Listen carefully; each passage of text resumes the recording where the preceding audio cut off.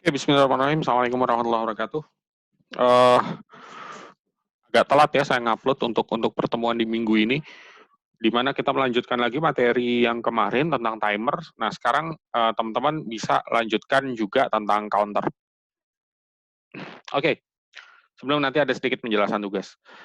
Teman-teman, apa sebenarnya yang dimaksud dengan counter? Counter sebenarnya sama seperti timer.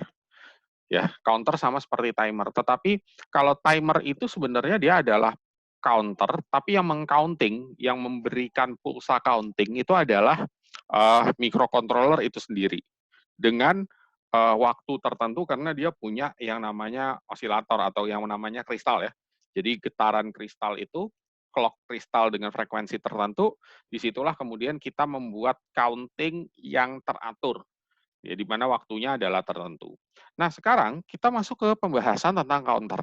Counter itu sebenarnya sama, jadi dia juga mengcounting sesuatu, cuma countingnya itu dari luar, ya. Countingnya dari luar, di mana sumber-sumber counter itu adalah sumber input timer itu sendiri.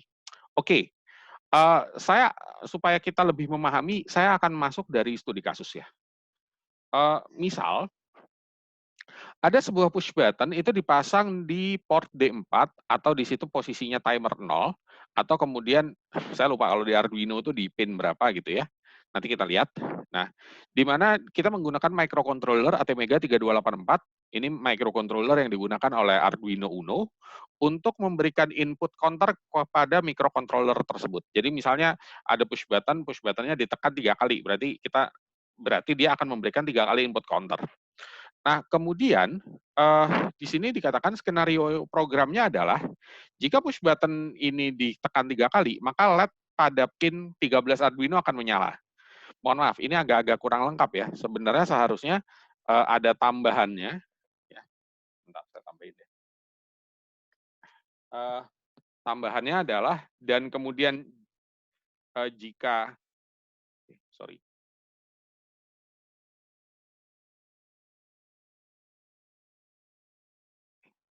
Nah, tambahannya adalah jika dia kemudian ditekan 3 kali kembali, maksudnya push buttonnya ya, push buttonnya ditekan 3 kali kembali, maka LED pada pin 13 Arduino, ya, LED akan mati. Akan mati. Nah, ini penjelasan ininya ya. Oke, itu adalah penjelasan tambahan. Nah, sekarang bagaimana kemudian kita melakukan setting program? Sebelum kita ke setting program, saya akan lihatkan dulu hardware-nya. Oke, saya masih pakai input Arduino yang kemarin ya, Arduino 328 yang teman-teman pasti udah kenal sebelumnya, udah kita pakai kan ya sebelumnya. Nah, di sini kebetulan kalau kita perhatikan yang input timer itu kan ada di PD4, PD5, timer 0 di PD4, timer 1 di PD5, timer 2-nya ada di mana nih? Ini timer 2 ada di cuma timer 0, timer 1 doang ya. Harusnya masih ada timer 2 sih. Cuma di sini nggak dilihatkan ya sama dia. Cuma ada di timer 0, timer 1, T0, T1. Nanti T2 kalau ada yang temunya. Nah, T0 dan T1 di PD4, yaitu di pin ke 4 ya, dari Arduino. Maka di sini saya buat aja push button. Teman-teman pasti udah bisa ya ngebikin ini. Karena minggu kemarin juga kita udah bikin ya untuk input dan output, panggil push button, kasih power, masukkan ke I04 di sini. Oke, nah maksudnya adalah programnya itu begini. Kita kalau misalnya tekan ini 3 kali, 1, 2, 3, maka LED 13 ini nyala. Ini kan LED 13 ya. Nah, LED 13-nya nyala, terus habis itu kita tekan lagi 1, 2, 3, dia akan mati lagi. Tekan lagi 1, 2, 3, dia akan nyala. Tekan lagi 1, 2, 3, dia akan mati. Oke, nah sekarang gimana kita harus men-setting counternya? Oke, pertama kita tahu bahwa kita akan melibatkan banyak sekali register dan registernya timer itu sama dengan registernya counter ya.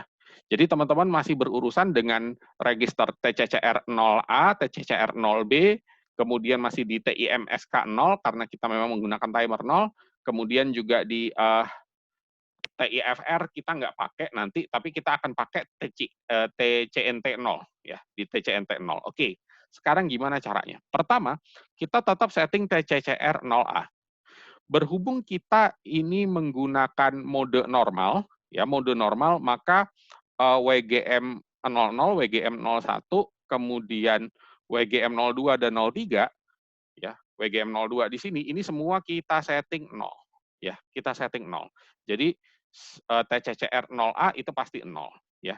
Jadi di sini, ya karena mode normal maka semuanya akan 0, TCCR 0A-nya 0x00. Kemudian saya balik lagi ke sini, kita kan pengen dia timer counter 0-nya disable, enable ya. Jadi kita pengen timer counternya tuh enable, maka dia pasti nggak mungkin kita CS00, CS01, CS02 harus kita isi. Nah, karena dia kita aktifkan sebagai counter, maka yang berpengaruh yang ini nih, external clock source T0 pin, clock on falling edge, or clock on rising edge. Apa bedanya clock on falling edge dan rising edge? Saya ke sini dulu. Ini kan push button ya. Ini push button. Push button itu, ini kalau dia kan nggak ditekan, terus habis itu begitu dia ditekan, maka kemudian dia akan menjadi bentuk seperti ini. Push buttonnya kan akan gini nih, nah, ditekan. Maka kemudian pada saat dia ditekan, habis ditekan kan dilepas lagi ya. Jadi habis ditekan, setelah push button itu kan kita lepas lagi. Maka dia akan kembali lagi begini, karena setelah ditekan dia dilepas. Nah, ini kan sebenarnya memberikan sinyal begini. Awalnya dia tidak ditekan, kemudian dia ditekan, terus dilepas. Jadi kalau dia tidak ditekan kan logikanya 0, kalau dia ditekan logikanya 1 karena masuk masuk arus. Nah, falling edge sama rising up sama falling edge atau falling down, rising edge atau falling edge itu bedanya tuh begini. Dia tuh nge-clock-nya kapan? Kalau dia rising edge, maka dia akan didefinisikan nge-clock atau clock-nya masuk pada saat kemudian dari 0 ke 1. Bagian ini namanya rising edge. Karena dia pada saat rising 0 ke 1. Tapi kalau kemudian dia itu falling down, itu berarti pada saat dia ditekan di sini. Falling down. Jadi, kalau rising edge itu adalah begitu kemudian dia ditekan, itu masih belum ngasih pulsa. Tapi begitu kemudian dia dilepas, berarti dilepas kan ada, kalau dia kemudian rising edge itu pada saat dia ditekan, dia ngasih pulsa. Karena nilainya dari 0 ke 1. Tapi kalau dia falling down, begitu dia ditekan, dia belum ngasih pulsa. Tapi begitu dari ditekan ke lepas, nah dia baru ngasih pulsa. Gitu ya, perbedaan rising edge sama falling down.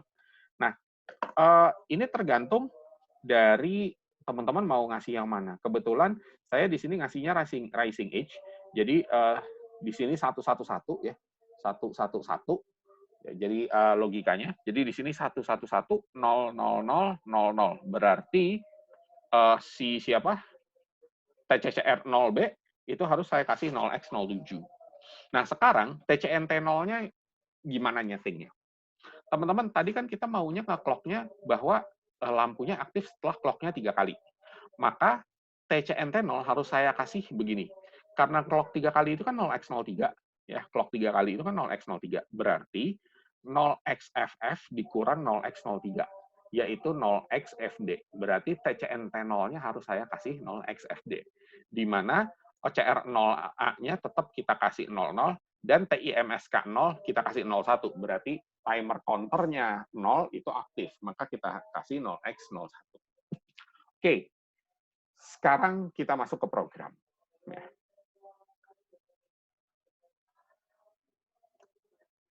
Oke, ini programnya. Saya sampai sekarang belum nemu ya caranya ngegedein tulisannya, ini kecil banget emang. Oke, pertama saya masuk dulu ke setting ya. Jadi setelah void main, kalian seperti biasa ya. Jadi bikin projectnya itu nggak usah dipakai wizard, kita pakai microcontroller Atmega 328P, kemudian kita pakai frekuensi clock-nya 16 MHz maksimal, karena kita ceritanya pakai Arduino kan gitu. Oke. Nah, pertama karena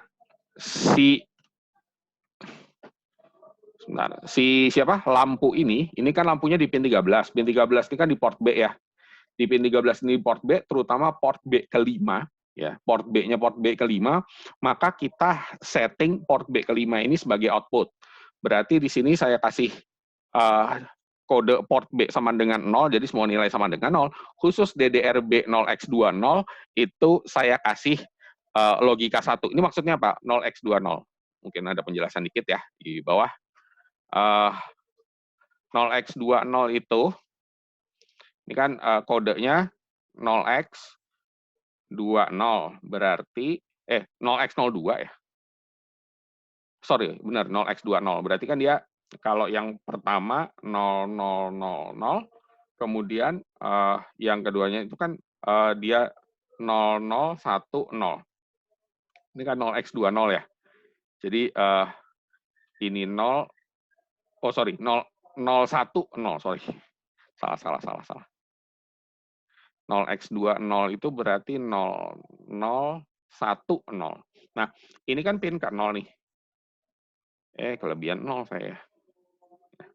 Ini kan pin ke 0, ini pin ke 0, ini PB0, ini PB0, ini PB1, ini PB2, ini PB3, ini PB4, ini PB5. Nah, PB5-nya kita setting 1, berarti di sini port B ke-5 dia adalah sebagai output.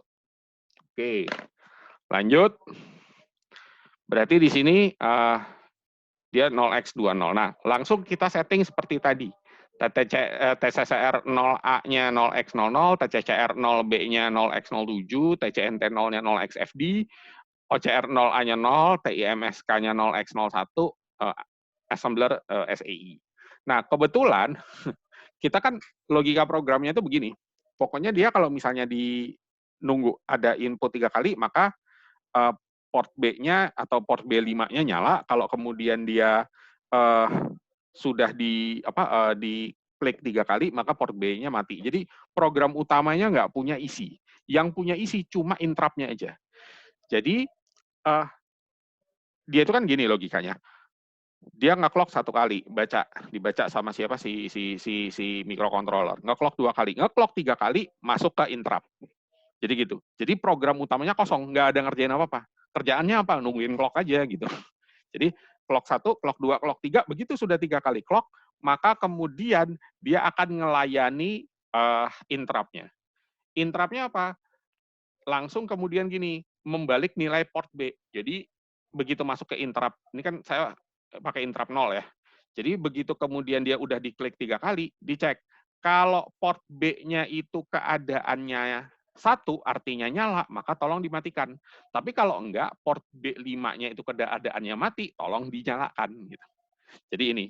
Jadi program utamanya nggak ngerjain apa-apa, dia hanya nungguin interrupt, begitu ada interrupt baru dia melakukan sesuatu. Belum ada interrupt, nggak usah ngerjain apa-apa.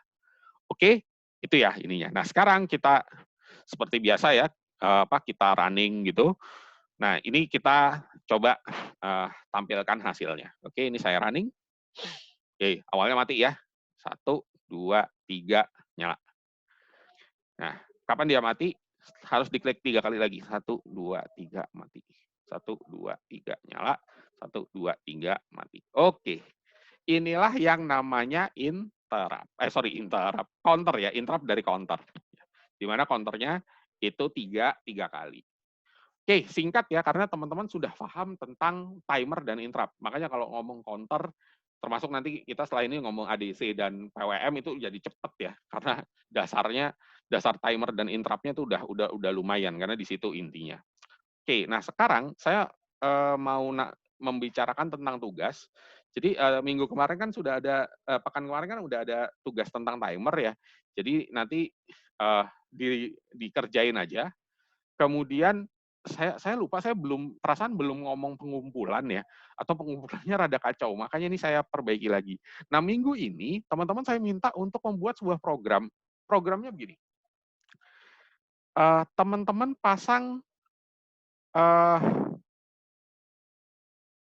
pin kayak gini, nggak apa-apa, terserah mau pakai timer 0, timer 1 udah belajar timer 0 ya udah nggak apa-apa timer 0 aja gitu ya. Timer 0. Lalu teman-teman pasang ini LCD ya, seperti minggu kemarin kita kan pakai LCD. Pasang LCD, udah. Ya, katakanlah LCD-nya di mana di terserah teman-teman ya ngatur LCD-nya nanti kan bisa ya diatur gitu. Pakai LCD, oke? Nah, setelah itu coba teman-teman buat programnya seperti ini. Teman-teman, ini program sebenarnya gabungan antara timer sama counter.